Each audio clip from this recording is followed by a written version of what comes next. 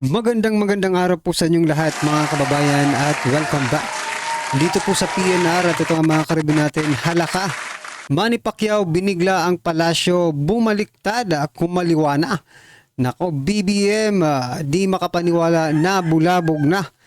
Yan mga kababayan, patungkol po riyan ang ating alamin at bibigyan ng komento ngayong araw na ito. Pero bago pong lahat, kung di ka pa nakapag-subscribe sa ating munting channel, please don't forget to subscribe at palike na rin po ng video ito. Maraming salamat po at ito na nga, simulan na po natin to. Sawa na ang bayan ko sa mga lakaw tao.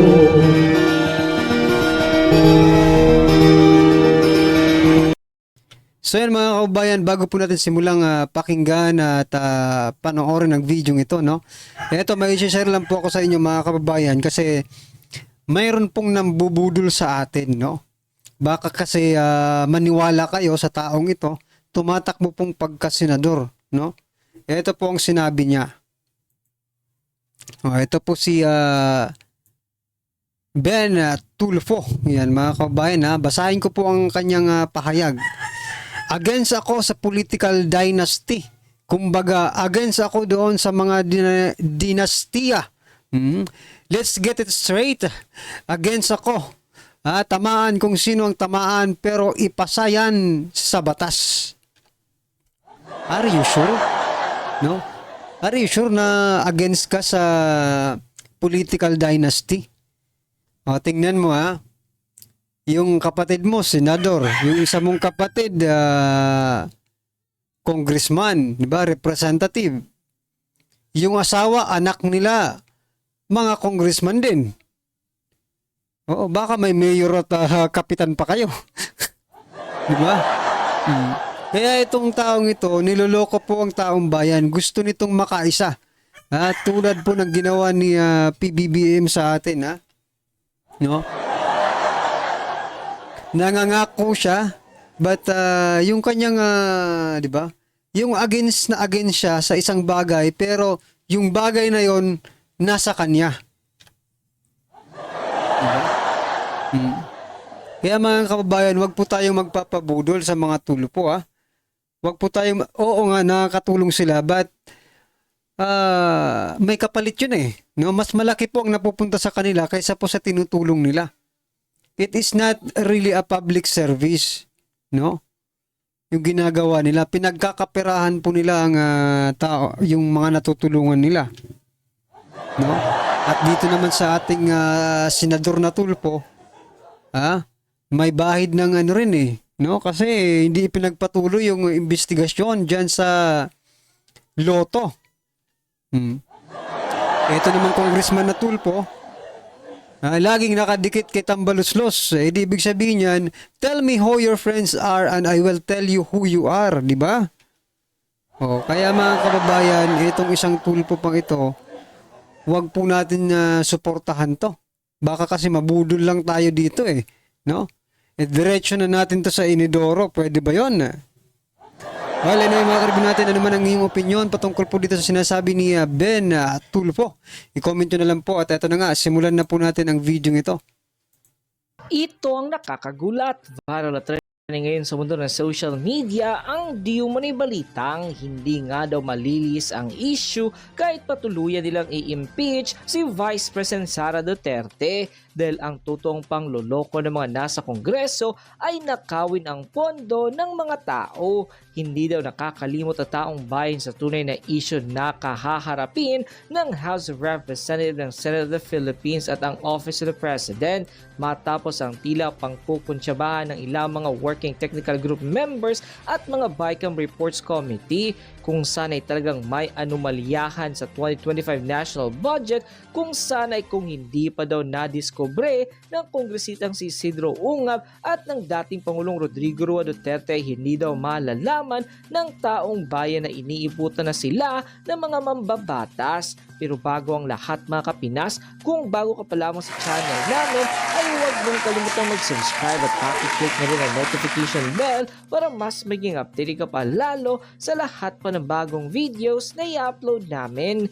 At yun nga mga kapinas, sa kanyang live video ay kinumpirma ni Atty. Vic Rodriguez na makakasuhan ng lahat ng mga taong nasa likod ng di umano'y maanumalyang budget na nagkakahalaga ng 6.32 trillion pesos, at ang ilan pa dito ay ang kumpirmado daw ng mga blanco. Ayon sa kanyang naging video ay sinabi ni Atty. Vic Rodriguez na malaking distraction ang ginawa ng House of Representatives na ma-impeach si Vice President Sara Duterte para daw hindi mapag-usapan ang tunay na problema ng bansa. Ngunit sadyang matalino ang marami sa ating mga kababayan at kaya nilang isa-isahin ang panggagago ng gobyerno, bukod daw sa hindi papayag ang marami sa ating mga kababayan na patalsikin si Vice President Sara Duterte sa posisyon nito. Hindi lalo makakapayag ang taong bayan sa pagnanakaw ng mga tiwaling opisyal ng gobyerno. Correct. Matapos nga lumabas ang balitang ito ay umani agad ang samot-sari comment at reaction mula sa marami sa ating mga kababayan, at marami nga sa kanila ngayon ang hindi napigilan kanilang sarili na maglabas ng kanilang hininga at komento sa mundo ng social media. Netizens posted, "Salute po ako sa inyo, Atty. Vic Rodriguez, sa paglalantad ng mga manumalyang budget para sa bayan. Lumalala ang anomalya ng gobyerno ni Pangulong Bongbong Marcos Jr.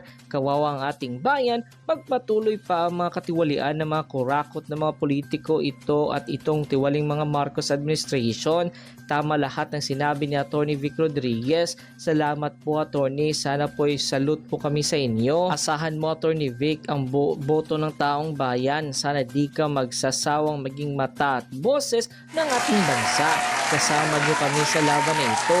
Mabuhay ka at God bless us all. Sara Duterte forever. Tama, diversion ginagawa nila, pero laging tandaan na kamasid ang buong bayan. 32 million botong kay Atty. Vic Rodriguez. God bless you and your family. God bless. Salamat, Atty. Vic, kung ungab at yung pong mga kasama po ninyo. Salute po sa inyong lahat, Atty. Vic or Bundok at kung Alvarez. Sa tama po tayo para sa bayan ng Pilipinas. Elegant move, good job po, Atty. Vic Rodriguez. Salamat po ng marami. Salamat. Nabuko ang bandidong swak. Sila'y walang awa sa kaban ng 110 Bandido talaga no? Bandido. million mamamayang Pilipino, 421 or 421 billion pesos kinakalkal ng nangangating kamay Fourth House. Mabuhay ka, Atty. Vic Rodriguez. Talagang napakahusay mong magpaliwanag sa isyu na kinasasangkot ng mga tiwaling opisyal ng Pilipinas. Ikaw ang dapat maupo sa Senado dahil matalino at matapat kang tao. End quote. Anong nangyari sa'yo ngayon? That's Pacquiao. Diyos ko! Champion, idol ka pa naman namin. Correct. Bilib pa naman kami sa'yo. Sayang, no? Anong nangyari sa'yo ngayon? Nakakahiya. Pero iba naman po yung politika at saka Dati yung ang suka mo, boxing. Mga Marcos, tas ngayon, nilamon mo lahat ng mga pinagsasabi mo dati. Ang tigang dalaw, si Manny Pacquiao ng Bukidnon. Bukidnon? Halatang halata, no? Hindi po nila kilala yung isa't isa. Manny Pacquiao ng Bukidnon. Di ba General Santos po si Pacquiao? Oh. Di ba nakakahiya yan? Presidente. Ha? Ini-endorse ang kanyang kandidato pero hindi niya alam kung taga saan. Baka yun na nilagay sa script. Ito talagang itong gagawa ng script ni PBBM, talagang pahamak to. Bakit mo naman inilagay na Bukidnon? Wala mo namang binabasa niya lang yung kanyang sinasabi. Ha? Ayusin mo Ikaw na script writer, no? Ng speech ni PBBM, ayusin mo. Alam mo namang nagbabasa lang ang ating Pangulo. Hindi mo inaayos ang mga nilalagay mong information. Di ba hindi naman taga Bukidnon si Pacquiao? No? Taga General Santos City po si Pacquiao. Kaya ito talaga dapat siguro palitan na to. Ha? Alam niya namang nagbabasa lang ang Pangulo natin Di ba?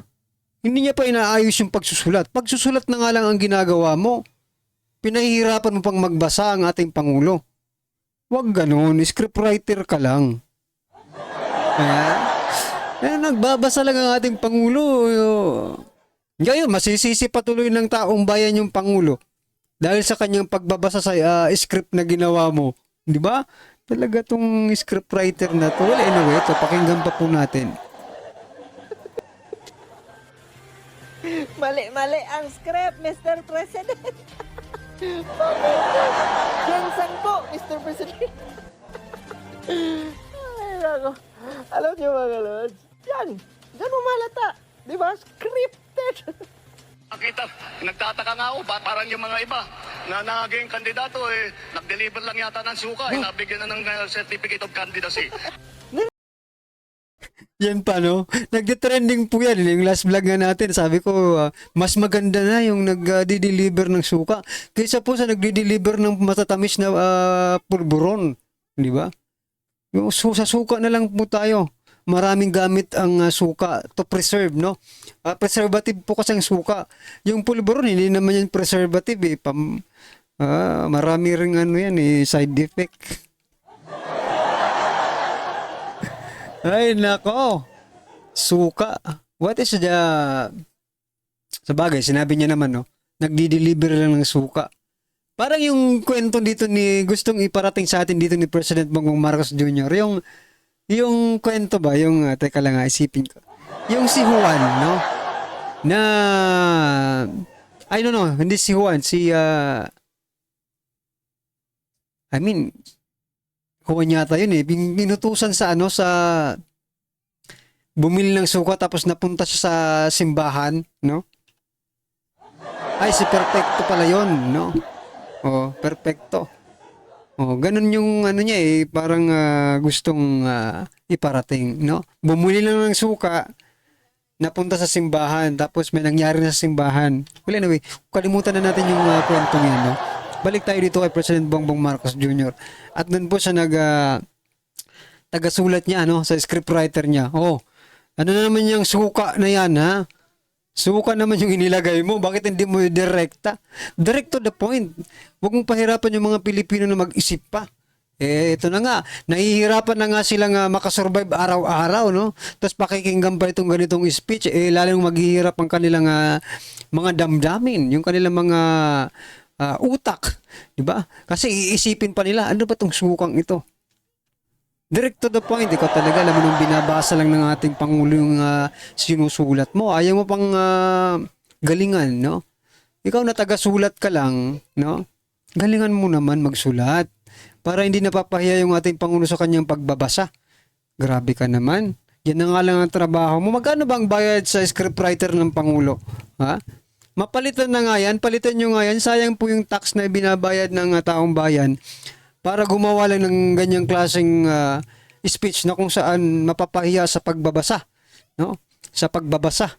Yan, ang ating Pangulo. BBM yung kanyang mga sinasabi. Grabe, ang yabang-yabang naman, Mr. President. Bakit ikaw graduate ka? Hindi ka naman graduate, Mr. President. Nilin lang mo lang kami doon sa sinasabi mong certification. Hindi naman yung diploma. Putik. Diba ako yung isa sa sising-sisi na dinefend pa kitang kung makalait ka ngayon sa ibang mga kumandidato. Ikaw nga! Diba? Di ka naman graduate. Hindi ka din graduate.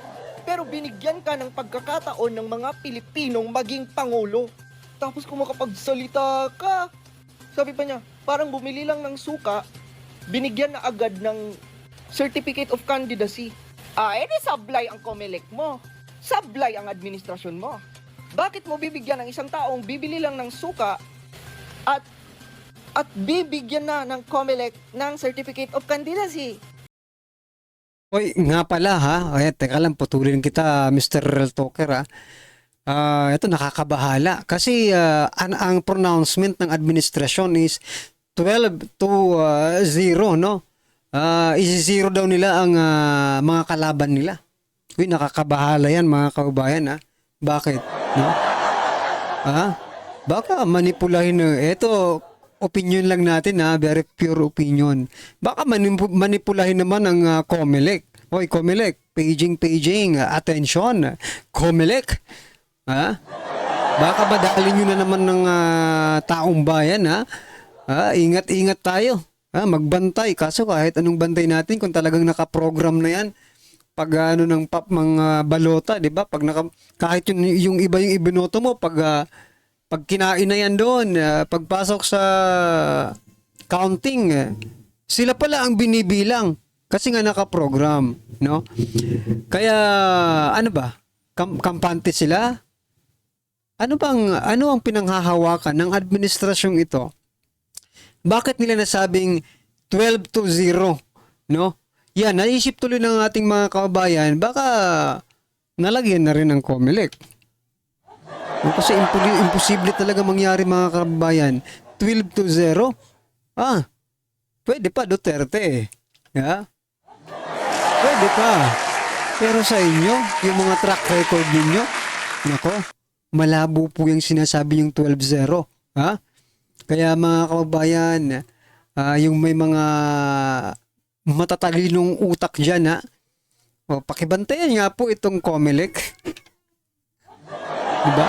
Baka sakaling makabingwit tayo ng impormasyon or kung ano pa man, diba? Na pwede nating maipakita sa taong bayan na si Atty. Glenchong mahilig dyan sa COMELEC. Uy, Atty. Glenchong, baka naman, di ba? Baka naman Atty. Glenchong, sige na, ipakita mo na. Kasi kampante po sila sa 12-0. Well, anyway, mga karibin natin, ano po ang inyong opinion, reaction patungkol po sa video ito, i-comment lang po sa baba. Para at least alam po ng ating mga kababayan ang inyong opinion. At yung reaksyon, maraming salamat po. Sawaya ang bayan ko sa mga nakaw tao.